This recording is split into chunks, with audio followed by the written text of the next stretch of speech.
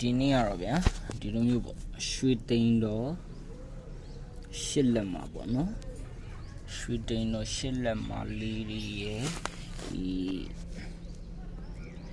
ဟွာပေါ့ကျွန်တော်တို့ဗီယက်နမ်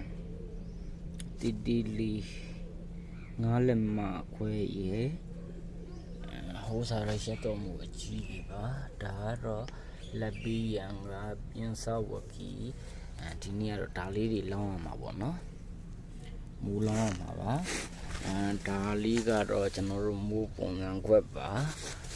မူပုံစံခွက်ပါဒီလိုမျိုးလေးကျွန်တော်တို့ကကြောတွေကိုချစ်ပြရပါတယ်နောက်ကြောတွေညီအောင်လို့ဒိုင်းဆန်လေးနဲ့ချစ်ပြရပါတယ်ဒီချစ်ရပါတယ်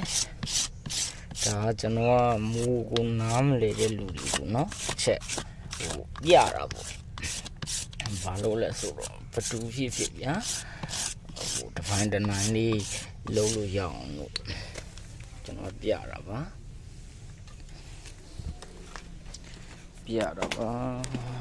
ကျွန်တော်ပြ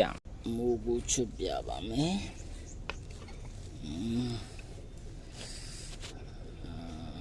ပါဟိုကိုကြတော့ကျွန်တော်တို့ဒီလိုလေးချွတ်ရပါတယ်ဒီလေးချွတ်ပြီးတော့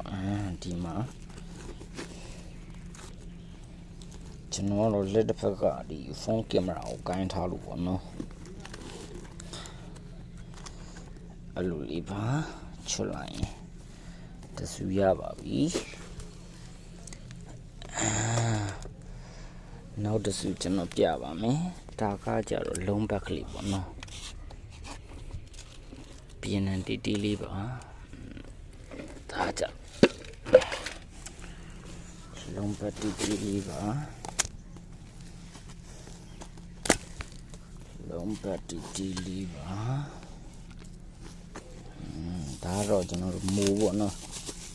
ဆီလီကွန်မှာဆီလီကွန်မိုးကြတော့ဒီလုံးဘက်ကလေးကြကျွန်တော်တို့ဒီလိုချွတ်ပါတယ်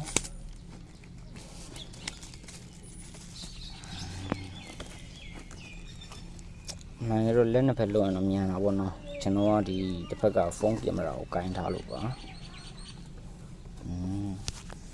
ဒီမှာပါတို့ဒါမိုးထွက်ပါနော်မိုးထွက်ဖျားလေးတွေပါအားလုံးတီအောင်ပြတာပါကျေးဇူးအများကြီးတင်ပါတယ်